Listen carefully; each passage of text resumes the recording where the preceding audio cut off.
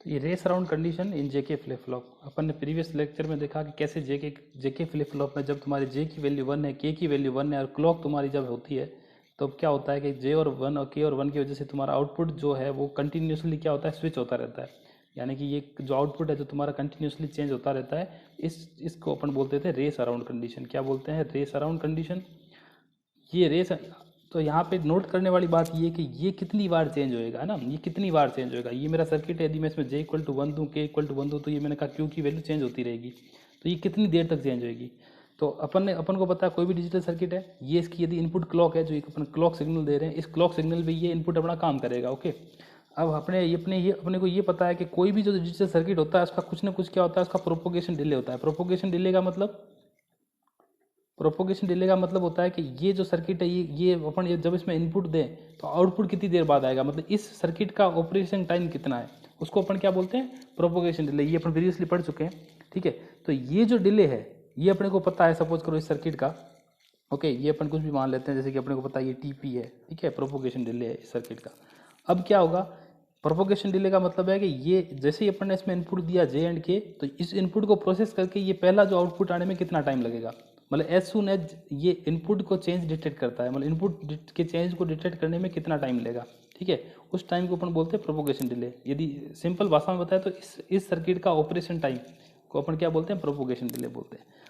अब सपोज करो अपन ने इस सर्किट में इस टाइम पीरियड टी की एक क्लॉक अप्लाई की। क्या अप्लाई की? क्लॉक।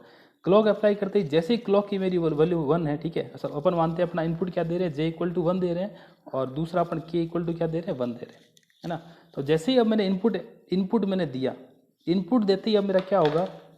इनपुट देते ही अब जे इक्वल टू 1 है, के इक्वल टू 1 है, तो सबसे पहले जो मेरा क्यू है और ये क्यू बार है, जैसे ही मेरा इनपुट, जैसे ही क्लॉक आई, क्लॉक आती ये क्या होगा? सर्किट एक्टिव होगा। सर्किट एक्टिव होती ये क्या होगा? मेरा 1 हो जाएगा, ठीक है। और मान लो तुम्हारा जो प्रोपोगेशन डिले है वो टी से बहुत कम है। टीपी क्या है? टीपी की वैल्यू टी से बहुत कम है।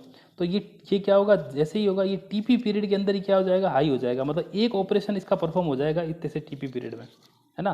तो ये हाई हो जाएगा। अब चूंकि क्लॉक अभी भी हाई है, तो क्लॉक हाई है तो इसका मतलब सर्किट अभी भी एक्टिव है। तो सर्किट एक्टिव है तो इसका मतलब क्या है? ये वापस जीरो होके फिर वापस 1 होएगा। तो ऐसे यूँ ये 1 0 1 0 ऐसे, है ना, चेंज होता रहेगा। और कब तक होएगा? जब तक कि तुम्हारी क्लॉक हाई है। जैसे ही क्लॉक जीरो होगी तो ये बंद हो जाएगा। फिर ये वापस जब तक क्लॉक जीरो है तो जीरो रहेगा, फिर जैसे क्लॉक आएगी तो ये फिर सर्किट पर परफॉर्म करेगा। ऐसे ये करता रहेगा, ये मतलब इस अपनी स्टेट चेंज करता रहेगा जब तक कि तुम्हारी क्लॉक है। और फिर ये खत्म हो जाएगा, ऐसे ही फिर ऊपर आएगा। यहाँ पे ये ऐसा क्यों हो रहा है? इसका कारण क्या है? अपन ने देखा कि जो आउटपुट जो प्रोड्यूस करने का टाइम है, जो ये टीपी, ये इस टाइम पीरियड टी से बहुत कम है ना, कि यानी कि एक टाइम पीरियड, क्लॉक के टाइम पीरियड के अंदर ये प्रोपोगेशन जो डिले है, ये टीपी जो है, टीपी की वैल्यू अभी टी से क्या है? बहुत कम है।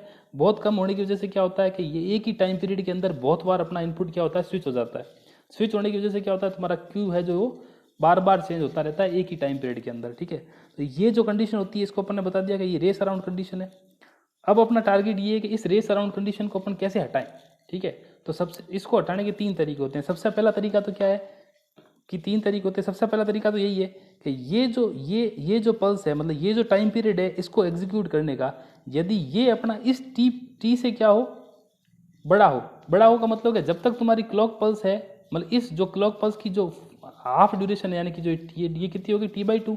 तो यानी कि जो तुम्हारा इसको ऑपरेशन करने के लिए तुम्हें टाइम चाहिए टीपी, यदि ये टीपी तुम्हारा T/2 से बड़ा है तो इसका मतलब है ये एक बार ही ऑपरेशन परफॉर्म कर पाएगा। तो एक बार परफॉर्म कर पाएगा तो ये आपस में टॉगल होगा ही नहीं। तो टॉगल नहीं होगा तो इसलिए इसमें ये रेस अराउंड की कंडीशन आएगी नहीं। तो सबसे पहला तरीका क्या होता है कि रेस अराउंड कंडीशन को हटाने का सबसे पहला तरीका क्या है कि जो तुम्हारा ये सर्किट है, इस सर्किट का जो प्रोपोगेशन डिले जो तुम्हारा है, ठीक है ना, वो जो डिले है वो T/2 से लेस होना चाहिए, ठीक है। आई बात समझ में? जो डिले है तुम्हारा वो बेसिकली ग्रेटर देन T/2 होना चाहिए, ओके। सिंपल सी बात कि ये जैसे ही तुम्हारा यदि ये पोर्शन जो है वो यदि इससे बड़ा है, मतलब ये यदि एक बार में ही इतना टाइम ले रहा है, तो यानी कि टॉगल होगा ही नहीं। टॉगल नहीं होगा तो अपने रेस अराउंड की कंडीशन आएगी ही नहीं। तो ये एक तो ये तरीका है। दूसरा तरीका क्या होता है कि यदि यदि इस सर्किट को दूसरा तरीका क्या है कि एज ट्रिगरिंग करें। एज ट्रिगरिंग का मतलब कि यदि इसके राइजिंग एज पे ही मेरा ये सर्किट काम में करे, ठीक है। राइजिंग एज का मतलब यदि ये अपनी क्लॉक पीरियड है, इस क्लॉक पीरियड के इस राइजिंग एज पे ही मेरा ये सर्किट यदि काम करे, तो यानी कि एक क्लॉक पीरियड में एक ही राइजिंग एज होती है, तो एक ही राइजिंग एज होने के कारण ये एक बार ही सर्किट क्या करेगा, ऑपरेशन परफॉर्म करेगा, है ना। तो एक बार ही ऑपरेशन परफॉर्म करेगा, फिर वापस दूसरी राइजिंग एज आएगी तब ये दूसरा सर्किट परफॉर्म करेगा, यानी कि ये एक बार में सिर्फ एक ऑपरेशन ही परफॉर्म करेगा। तो फिर इसमें टॉगलिंग नहीं होगी। तो यानी कि रेस अराउंड कंडीशन हटाने के दो तरीके हो गए अपने पास में। एक तो ये कि प्रोपोगेशन डिले जो सर्किट का है वो अपना T/2 से ज़्यादा हो, और दूसरा तरीका ये कि अपन कौन सी एज ट्रिगरिंग काम में ले, क्या लें, एज ट्रिगरिंग। एज ट्रिगरिंग अपन ने बता चुके हैं कि कैसे अपन एक RC सर्किट के थ्रू, कैसे RC सर्किट के थ्रू अपन वो जो स्पाइक्स बनाते हैं, वो स्पाइक्स को फिर डायोड के थ्रू अपन उसको हटा के और एज ट्रिगरिंग परफॉर्म में करते हैं। तो यानी कि रेस अराउंड कंडीशन को हटाने के अपने पास दो तरीके हैं। सबसे पहला तो प्रोपोगेशन डिले है, जो वो अपना मेरा जो है वो जो क्लॉक पीरियड है उससे ज़्यादा होना चाहिए। दूसरा मेरा एज ट्रिगरिंग यदि अपन इंप्लीमेंट करें इस सर्किट में तो इसमें रेस अराउंड कंडीशन नहीं होगी।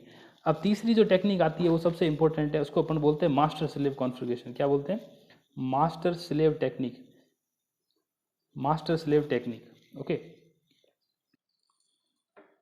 मास्टर स्लेव कॉन्फ़िगरेशन में अपन क्या करते हैं, अपन दो जो है ऐसे दो जेके फ्लिप फ्लॉप की दो स्टेज लेते हैं। उसमें क्या करते हैं, पहले स्टेज के अपन आउटपुट को दूसरे स्टेज के इनपुट से ऐसे ही कनेक्ट करते हैं, और फिर ये जो सेकेंड जो स्टेज है, ये जो दो दूसरी जो है इसके अपन आउटपुट से फिर सीधा फीडबैक यहाँ पे लेते हैं, ठीक है।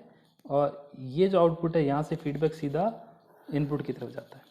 एक तो इसमें ये चेंज होता है दो स्टेज में। दूसरा चेंज ये होता है कि अपन इसमें जो इनपुट साइड में जो अपन क्लॉक देते हैं, ठीक, तो यहाँ पे इस स्टेज में तो अपन ने यहाँ पे ये क्लॉक दी है, और जो दूसरे स्टेज में अपन क्या करते हैं, इस क्लॉक का अपन इन्वर्टर देते हैं। क्या देते हैं, इन्वर्ट क्लॉक देते हैं कि यदि यहाँ पे क्लॉक तुम्हारी, यदि क्लॉक तुम्हारी यहाँ पे 1 होगी तो यहाँ क्लॉक 0 जाएगी, यदि यहाँ क्लॉक 0 होगी तो यहाँ क्लॉक 1 आएगी। अब ये सर्किट जो है इसको अपन बोलते हैं मास्टर स्लेव कॉन्फ़िगरेशन। क्या बोलते हैं, मास्टर स्लेव कॉन्फ़िगरेशन। तो ये जो स्टेज होती है तुम्हारी मास्टर स्टेज होती है, और ये जो स्टेज होती है तुम्हारी ये होती है स्लेव स्टेज होती है। क्या होती है, स्लेव स्टेज। जैसे अपन ये देखें कि ये अपना दो पार्ट है, ये दो जेके फ्लिप फ्लॉप की अपने स्टेज मान सकते हैं। ये जो स्टेज होती है मास्टर स्टेज होती है, ये स्टेज होती है स्लेव स्टेज होती है। अब इससे अपनी रेस अराउंड कंडीशन कैसे चेंज होती है वो देखते हैं अपन। देखो क्या होता है कि जैसे ही मेरा क्लॉक = 1 हुआ, J = 1 है, K = 1 है, तो यहाँ पे आउटपुट तुम्हारा क्या हो गया, Q, ठीक है। Q सपोज Q तुम्हारा क्या आ गया, Q 0 आ गया, और Q जो तुम्हारा बार है वो 1 आ गया, ठीक है। या फिर उल्टा लेते हैं, ऐसे मान के चलते हैं Q तुम्हारा 1 है, Q 0 आ गया, ठीक है। जब क्लॉक = 1 है, J = 1 है, तो ये जो QM है, ये QM तुम्हारा 1 आ गया, और QM क्या आ गया, 0 आ गया। अब क्या, अब जैसे ये QM यहाँ इनपुट में जाएगा, और QM जो बार है वो यहाँ इनपुट में जाएगा, लेकिन तो यहाँ पे नोटिस करने वाली बात ये है कि अपन ने जो क्लॉक है, ये क्लॉक यहाँ पे जो दी थी, यहाँ पे दी क्लॉक 1 है, तो यही क्लॉक यहाँ आकर क्या बन रही है, 0। क्या बन रही है, 0, यानी कि क्लॉक 0 बन रही है। इसका मतलब ये जो स्लेव है, ये स्लेव का अपना क्या ऑपरेशन हो रहा है, मेमोरी ऑपरेशन हो रहा है। यानी कि ये स्लेव जो है वो ऑपरेशन हो ही नहीं रहा है, इस स्लेव में कोई आउटपुट अपना आ ही नहीं रहा है। तो ये स्लेव में यदि आउटपुट नहीं आ रहा है, तो इसका मतलब है कि ये जो तुम्हारा जो एक क्लॉक पीरियड है, उस क्लॉक पीरियड में जो तुम्हारा प्रीवियस आउटपुट था वही रहेगा। अब फिर अगली बार फिर अपने नेक्स्ट क्लॉक पल्स आएगी, तो नेक्स्ट क्लॉक पल्स में क्या होगा कि ये वापस फिर जो मास्टर ये ऑपरेशन काम करेगा, लेकिन जो स्लेव में जो प्रीवियसली जो स्टेज तो तुम्हारी थी, वही स्टेज तुम्हारी क्या रहेगी, स्टोर रहेगी। तो यानी कि इससे हुआ क्या कि ये जो फीडबैक जो है, इस फीडबैक का जो इफेक्ट है वो तुम्हारा क्या हो गया, हट गया।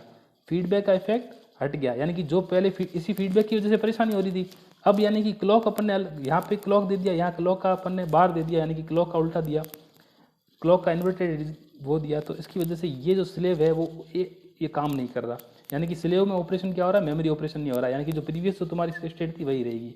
तो इस वजह से क्या होता है कि यदि तुम्हारा मास्टर एक्टिव है तो स्लेव एक्टिव नहीं होता, और एक्टिव नहीं होने की वजह से क्या है, तुम्हारी स्टेट चेंज नहीं होती है। स्टेट चेंज नहीं होने की वजह से क्या होता है, तुम्हारी रेस अराउंड कंडीशन क्या हो जाती है, रेस अराउंड कंडीशन हट जाती है। तो यानी कि मास्टर स्लेव कॉन्फ़िगरेशन से अपन रेस अराउंड कंडीशन को हटा सकते हैं। रेस अराउंड कंडीशन जो है एज ए नेगेटिव, यदि अपन एज ट्रिगरिंग काम में ले, नेगेटिव एज ट्रिगरिंग को यदि काम में ले, तो वो लगभग अपने किसके सेम होती है, इसके मास्टर स्लेव कॉन्फ़िगरेशन के इक्विवेलेंट मानी जाती है, ठीक है। मास्टर स्लेव इक्विवेलेंट जो है वो नेगेटिव एज ट्रिगरिंग के इक्विवेलेंट होता है। ये मास्टर स्लेव का जो इफेक्ट है, ये बहुत सारी जगह अपन काम में लेते हैं। सबसे पहले तो अपन ने किस में काम में लिया, इसमें J&K फ्लिप फ्लॉप में। J&K फ्लिप फ्लॉप, जब भी अपन J&K फ्लिप फ्लॉप यूज़ करते हैं तो हमेशा ये 2 state J&K flip flop use करते हैं, ताकि जो अपने ट्रूथ टेबल जो है, ट्रूथ टेबल में जब अपन लिखते हैं कि JK 0 0 0 1 1 0 और 1 1, तो इस 1 1 के लिए रेस अराउंड नहीं होके जो प्रीवियस है उसकी टॉगल हो, यानी कि प्रीवियस जो तुम्हारे आउटपुट है उसका क्या है, टॉगल आउटपुट आए, ठीक है। तो ये होता है अपना रेस अराउंड कंडीशन को चेंज करने का तरीका। तो अपन ने देखा कि रेस अराउंड कंडीशन को हटाने के लिए अपने पास में 3 मेथड है। सबसे पहला कि अपन प्रोपोगेशन डिले को अपन क्या करें, जो अपना टाइम पीरियड है उसके हाफ से ज़्यादा हो, यानी कि T should be greater than t/2। दूसरा तरीका अपने पास में क्या है कि अपन एज ट्रिगरिंग यानी कि पॉजिटिव एज ट्रिगरिंग काम में ले। तीसरा तरीका अपने पास में क्या है कि अपन मास्टर स्लेव कॉन्फ़िगरेशन काम में ले। ठीक है। तो इस हिसाब से अपन जेके जो फ्लिप फ्लॉप है उसमें रेस अराउंड कंडीशन को हटा सकते हैं। और ये जेके flip flop maximally use circuit होता है। जेके की वैसे फुल फॉर्म देखें तो अपन ये जैक किल्बी इसको बोलते हैं, जैक किल्बी सर्किट बोलते हैं। तो ये है जेके फ्लिप फ्लॉप की वर्किंग।